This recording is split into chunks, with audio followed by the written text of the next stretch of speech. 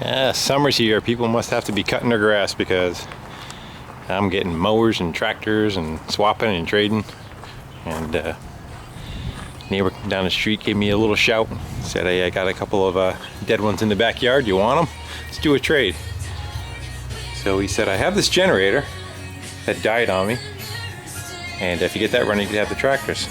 So I went through the generators, and basically the thing had a mouse nest in it, of course, just like all of them do. And it actually broke the screws on the mag. The mag was kicked up on an angle, which took out the switch. Put a new switch in it, put some shrink wrap tubing on the wires, and tapped out the screws, put her back together. Cleaned out the carb, changed oil. She's all good to go.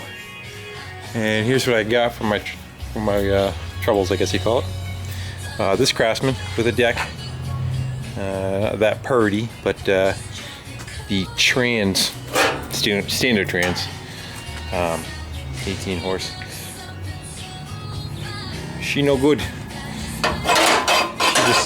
There's nothing there. No clickety click. So something grenaded on the inside, but they're kind of a dime a dozen. So I'm undecided whether to fix it or just use it for parts.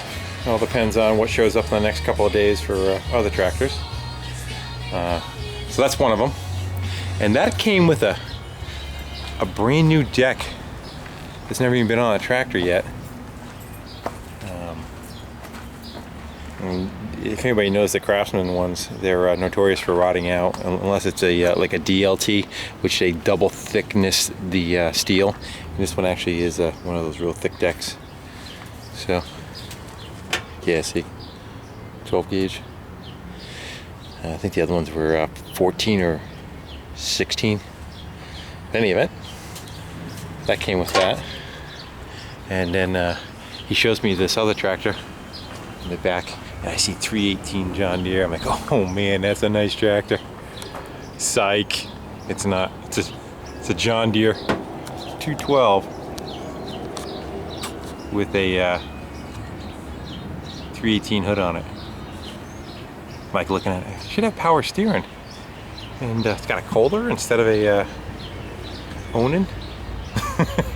But even with that, it's still a nice tractor.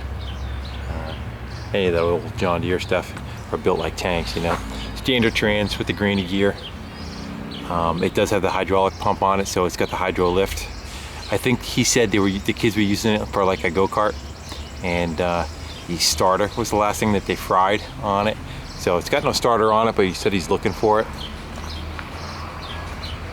And again, it came with the deck. The deck's either a 48 or a 50. So deck alone's worth 200 bucks. So I got all this other junk around it to kind of get off and out of the way.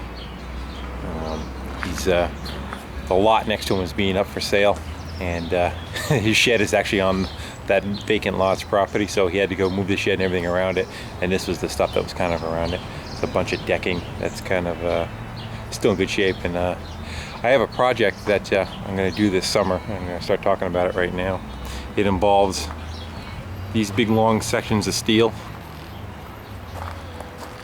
Essentially those two white ones, they are the racks that you see like Home Depot, everything's stored on.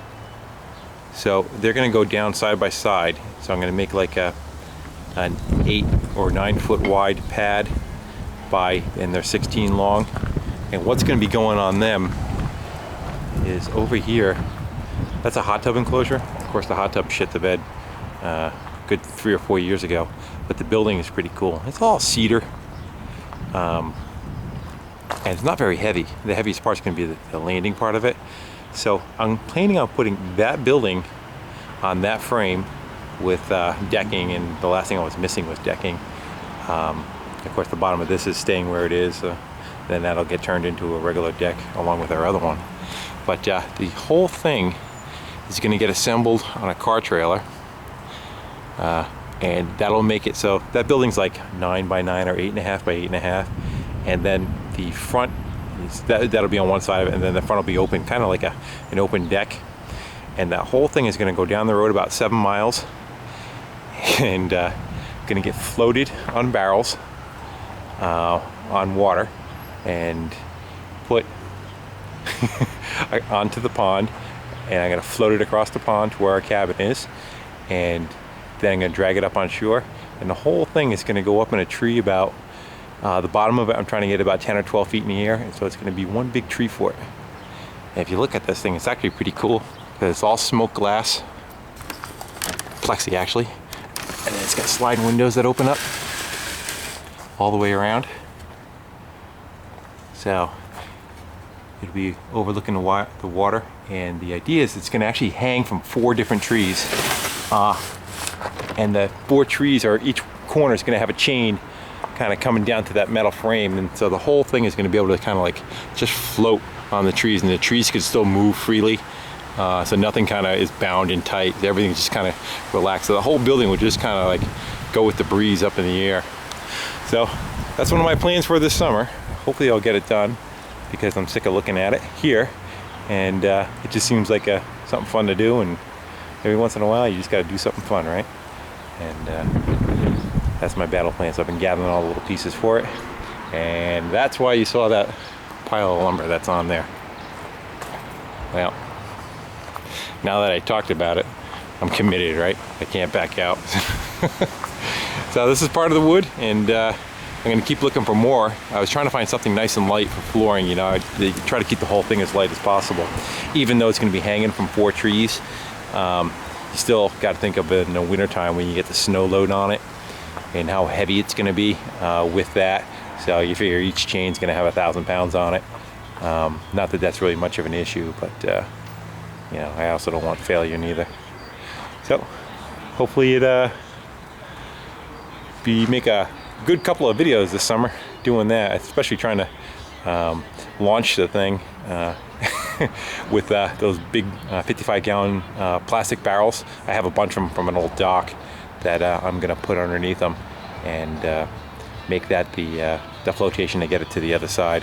Once I get it to the other side, I'm probably just gonna do the same thing I did with the shed, and which is just drag them right up on shore. It doesn't have to go that far. It probably only has to go maybe 40 or 50 feet to under where the trees are, and then just start lifting it up each corner at a time, probably with like 4 different come-alongs, and just bolt right through like a tree. Just bolt right through the center of the tree with a